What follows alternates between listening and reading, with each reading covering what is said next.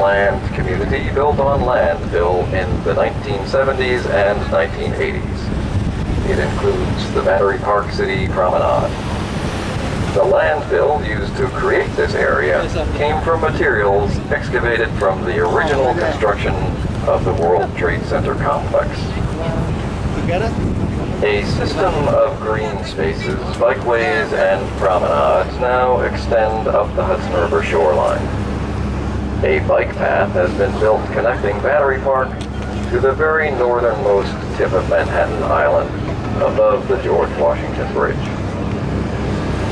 We are coming up on One World Trade Center, which is the tallest building on the right. The World Trade Center is actually a complex of various buildings in Lower Manhattan, replacing an earlier complex with the same name on the same site. The original World Trade Center featured the famous Twin Towers, which opened in 1973 and were destroyed in the September 11, 2001 terrorist attacks. On the morning of September 11th, hijackers flew 2 passenger jets into the complex, one into each tower in a coordinated terrorist attack. After burning for 56 minutes, the South Tower collapsed, followed a half-hour later by the North Tower. Number 7 World Trade Center collapsed later in the day, and other buildings, although they did not collapse, had to be demolished because they were damaged beyond repair. The process of cleanup and recovery at the World Trade Center site took over 8 months. The site is currently being rebuilt with 5 new skyscrapers, a memorial, and a museum dedicated to the casualties of the 9/11 attacks. As of right now, only 1 skyscraper has been completed. The other 4 are expected to be completed before 2020.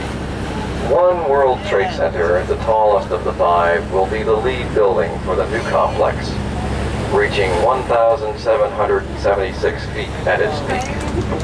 It became the tallest building in New York City in 2012 and is expected to be finished in 2014. Currently, you can visit the 9/11 Memorial by obtaining reservation passes. The memorial design consists of 2 pools, with the largest man-made waterfalls in North America cascading down their sides. The pools are located within the footprints of the original Twin Towers. Each pool is 1 acre in size, and together they intend to symbolize the loss of life and the physical void left by the terrorist attacks. The sound of the water falling is supposed to drown out the sounds of the city, making the site a contemplative sanctuary. Almost 400 trees fill the remaining 6 acres of the Memorial Plaza, furthering the reflective nature of the site.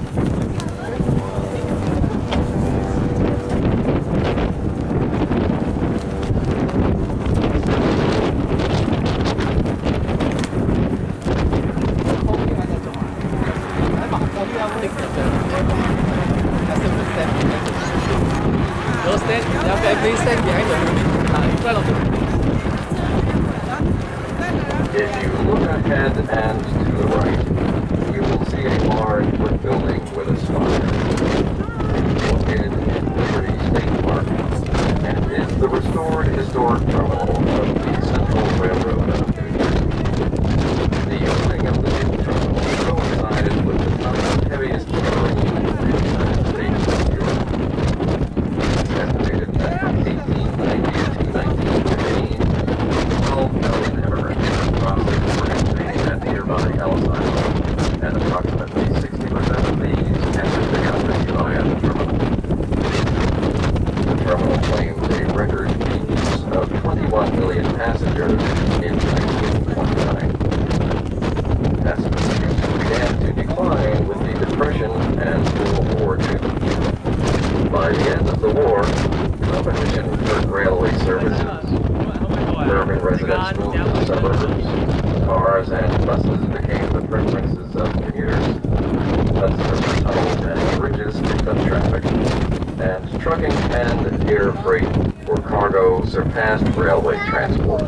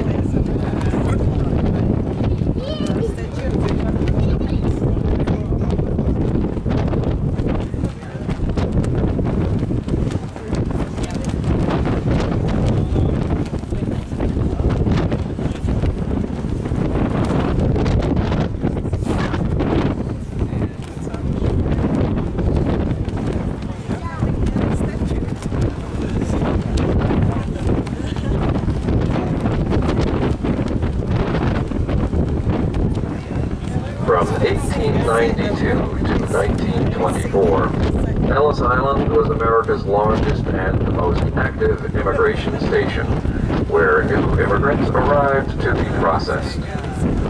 During the island's 62 years of operation, over 12 million immigrants were processed. Many of those immigrants went on to become notable in American society, such as Frank Capra, Irving Berlin, and Bob Hope. On average, the inspection process took approximately 3 to 7 hours.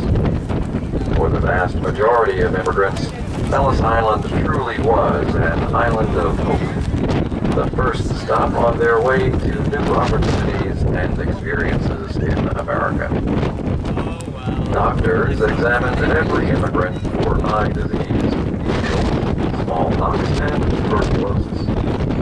Symbols were taught on the clothing of potentially sick immigrants following 6-second medical examinations. Doctors would watch the immigrants as they climbed the stairs from the baggage area into the Great Hall. Immigrants' behavior would be studied for difficulties in getting up the staircase. It has been said that some immigrants entered the country only by wiping the top parts off or by turning their clothes inside out.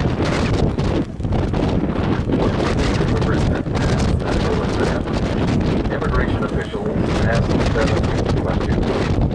For example, where they were going, what their work skills were, and if they were financially prepared for life in America. The doors of the immigration station closed in 1954, and on September 10, 1990, 98 years after its original opening, Ellis Island was again open to the public as a museum. Ellis Island has been a source of inspiration for subjects for the arts, including film, literature, and music. It has also been used as a film location. In the film X-Men, a United Nations summit was set on the island. And in the 2005 film Hitch, starring Will Smith and Eva Mendes, they take a jet ski to the island and meet with a ranger.